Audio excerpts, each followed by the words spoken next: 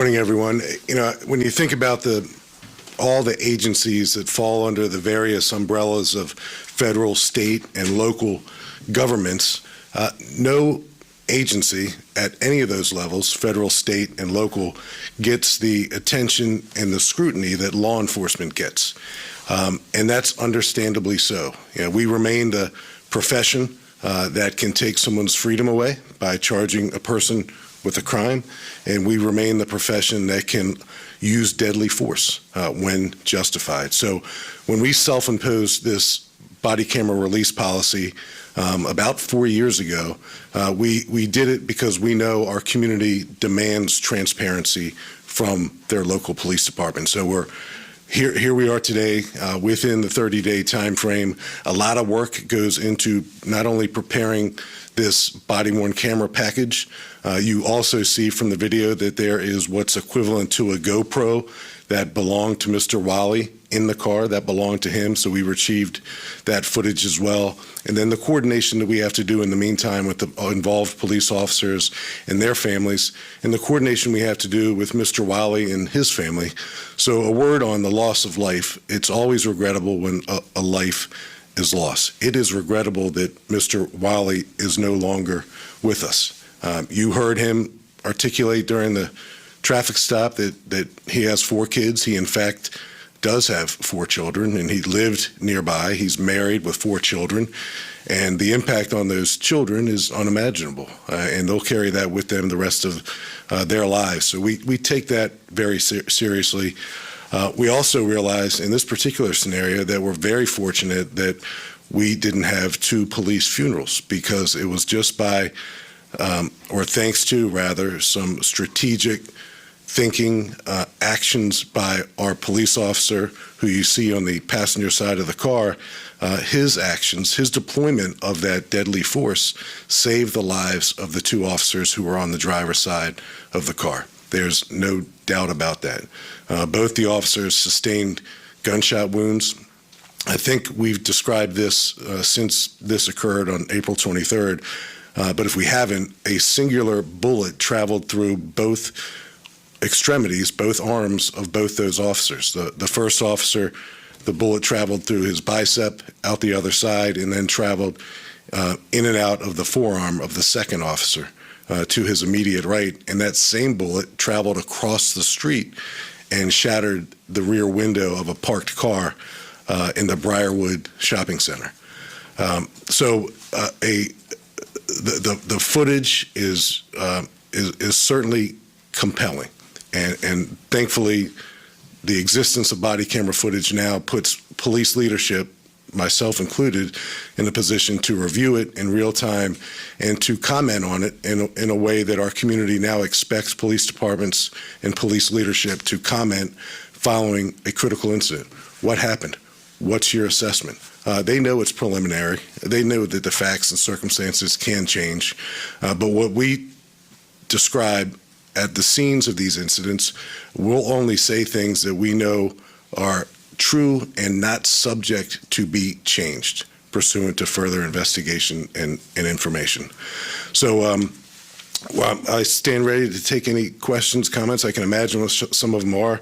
So maybe Julie Carey, I'll go to you first. Yeah, I have a few. So how do you characterize, the first officer arrived, how do you characterize how he handled the situation? I mean, clearly he was trying to calm this guy, to de-escalate, but is there anything you would have felt he should do differently in that situation, given the fact that there was a gun there, given how aggravated Wally was? Well, Julie, I think the first officer did a really good job trying to talk him down. Mr. Wally was agitated, he was toxic, he was irate, he was upset, and you just, before you hear the words, you hear the first officer's tone, and his tone was de-escalating in nature.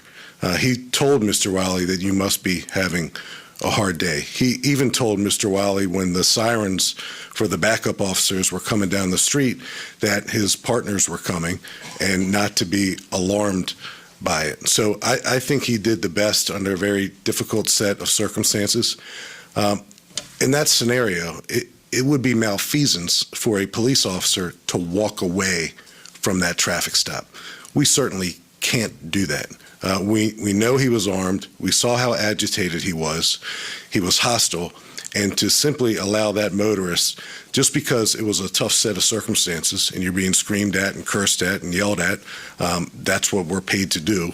To allow that motorist to go on his way would be malfeasance on the part of a police officer here or anywhere else. If he would have turned inside the Briarwood Shopping Center in the middle of the day with a crowded shopping center with residents all over the place, he could have brought harm. So we couldn't walk away.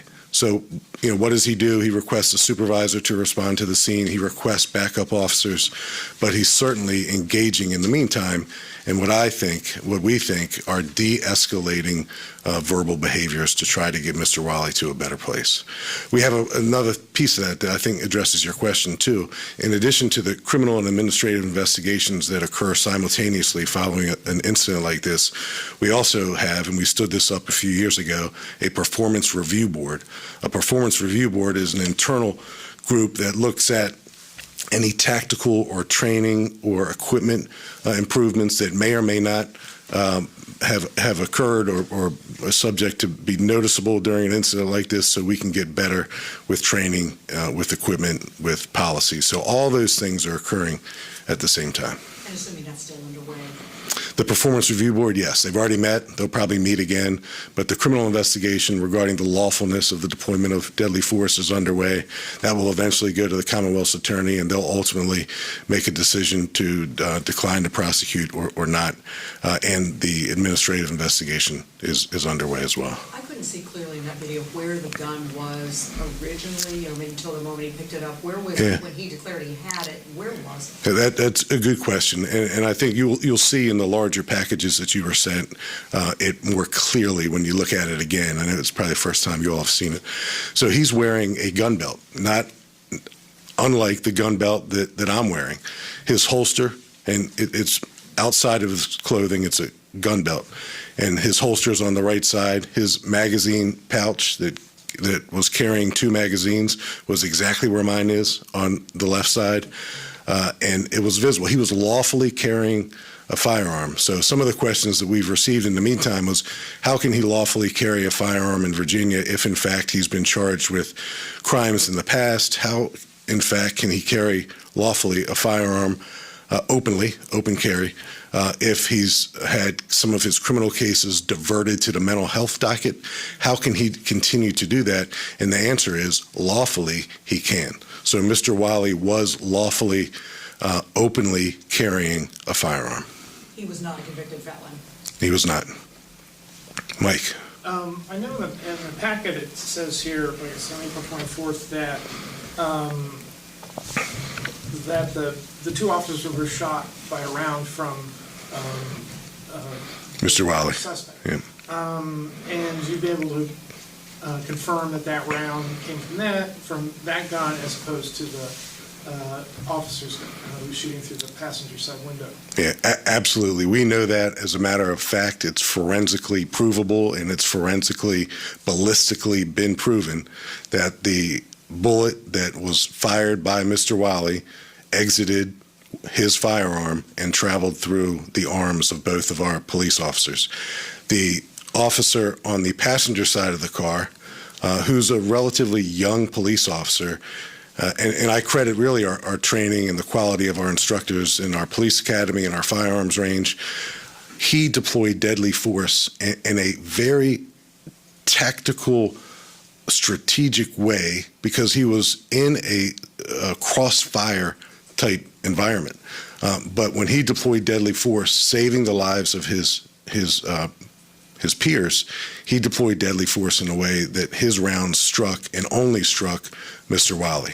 And we know that ballistically, we know that forensically as well.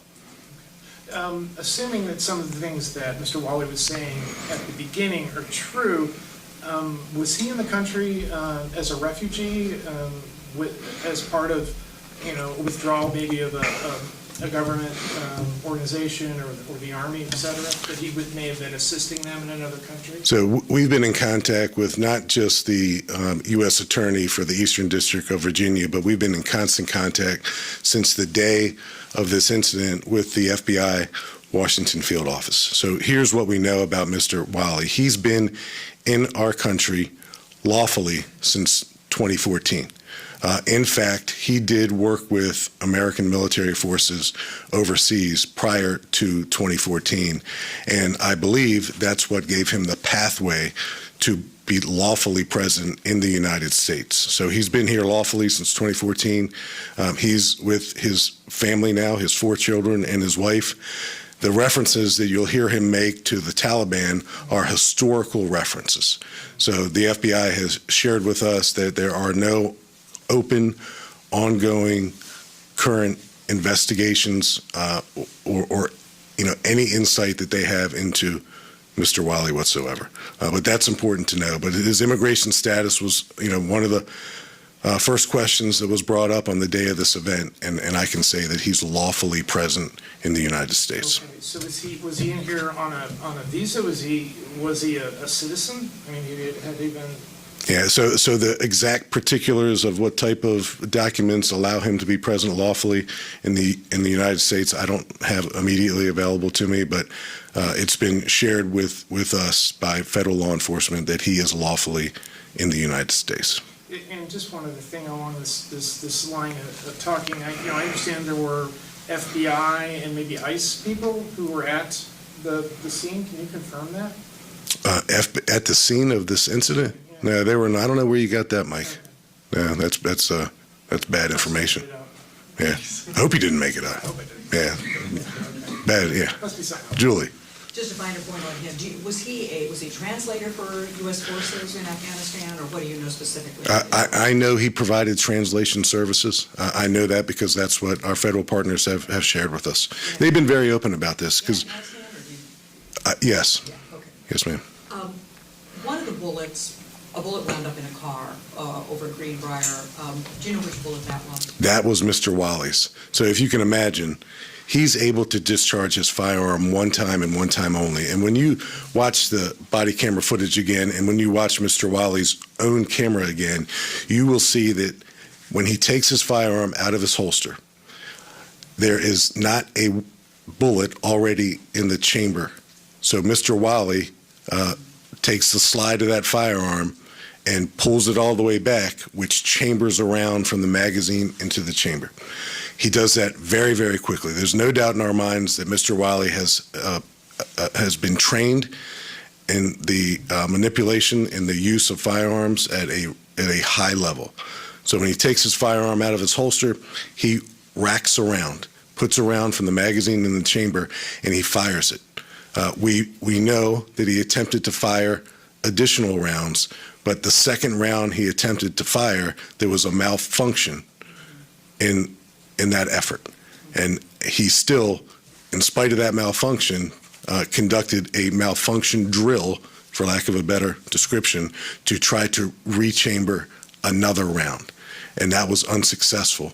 And I believe that he would have discharged several rounds, possibly killing our police officers if, in fact, the younger officer on the passenger side wasn't there to deploy deadly force. And he did that under a great amount of grace under pressure, because he could only discharge his firearm in a particular manner, or else he risks firing shots that may have injured his partners. That singular round that traveled through both the police officers' arms is the same round, the same bullet, that then traveled across the street and shattered the back windshield of a parked car. And going back to the beginning of the stop, pulling over for a safety inspection, I mean, was that because he saw one of the failure notices on the car, or what was the? He saw that the expiration. He saw that the registration sticker in the front windshield was expired. Okay. So Safety expired. Okay. yes, it was expired. So as you see that our officer, kind of make a U-turn and conduct a traffic stop, the first thing that was unusual to our officer, and you'll see this again on the body camera footage when you look at it again, is the abrupt way that Mr. Wiley pulled to the side of the road and slammed his brakes on. And from that moment on, it was clear to the officer, certainly clear to us as we review the body camera footage, that Mr. Wiley was hostile, was angry, was upset. And I think you can argue that some of the steps that Mr. Wiley took and some of the things that Mr. Wiley said, he says on more than one occasion that this is the day. He tells our police officer not to put his hand on his firearm. These are all signs that there's something going on here that sends up red flag after red flag after red flag. And again, we're responsible for handling what's in front of us. And some of the anticipated questions that maybe someone will pose or not is, what about Fairfax County's world-class co-responder program? And we do have a world-class co-responder program. That scenario would not be conducive to introducing a mental health clinician. That would have been possibly another potentially deadly scenario. Julie, going back to your very first question, our officer did in fact engage in de-escalating behaviors to try to get Mr. Wiley to a better place. But I think Mr. Wiley's actions, setting up the camera and powering it on, telling the police officer not to touch his gun, telling the police officer on more than one occasion that this is the day or this is your day. Those are all indicative that he perhaps anticipated trying to kill a cop. And in fact, he did try to kill 2 uniformed Fairfax County police officers. Thankfully, that didn't happen. And a lot of credit goes to the heroic actions of the youngest cop on the scene of that traffic stop who saved 2 lives. What's the current status of the officers involved? The typical status, typical investigation. They're not on the street. They still have their full police powers, but they're not policing. What do we call it? There 2 are on injury leave, and 1 is on a reassignment at the academy. Yeah, injury leave. Yeah, they were both treated for their gunshot wounds, and they both went home that night. And the officer who discharged is temporarily assigned to the police academy, and we're working with the Commonwealth Attorney's Office to get to a point where I anticipate we're absolutely going to have a letter declining to prosecute. Mike. I see one officer's name. So is it policy that the 2 other officers who were injured, as you wouldn't necessarily identify a victim in another? Yeah, they're victims, and I think we blurred their faces. They're victims. They have families. We've identified the officer who discharged the fatal rounds pursuant to our policy, but I want to protect these police officers who are still literally recovering from being shot. They were shot, and they've got spouses and kids and families and friends, and I don't want to draw unnecessary attention to them, so that was a discretionary call that I made. Did his family elect to see the videos? Yes, he did, and that's something we do, and sometimes the advocacy community will say, regarding our self-imposed policy to release body camera footage in 30 days, well, why not 5 days? Why not 24 hours? Why not 10 days? And, you have 3 police officers involved, their families, you have a squad involved, and Mr. Wiley, his family, his children, his wife. So there's a lot of work that needs to be done. And then in this case, just because of some of the statements made by Mr. Wiley, we had to work with our federal partners to ensure that we weren't going to say anything at this moment today that would jeopardize anything that could be ongoing, particularly with Mr. Wiley. And in fact, we know that nothing is ongoing with him, so that's why we're comfortable talking about him and talking about the fact that his references to terrorist organizations overseas are historical references, going back minimally to 2014, and there's nothing current about it whatsoever. And last question maybe, as far as pulling over somebody, because I think viewers will wonder about pulling somebody over for an expired safety suit. Is that an everyday occurrence across the county? Is that pretty common, just as common as pulling somebody over for speeding? Absolutely. Our state legislators pass traffic laws in Virginia just like they do in every other commonwealth or state in the country, and our police officers enforce the traffic code, the traffic laws in Virginia. And in this particular case, Mr. Wiley, and we didn't know it when we initiated the traffic stop, did not have a valid driver's license. His car was unregistered.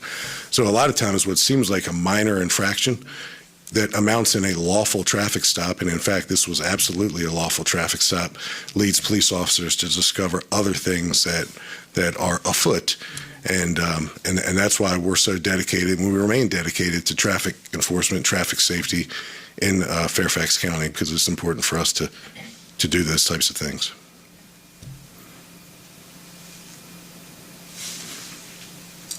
Okay, thank you all.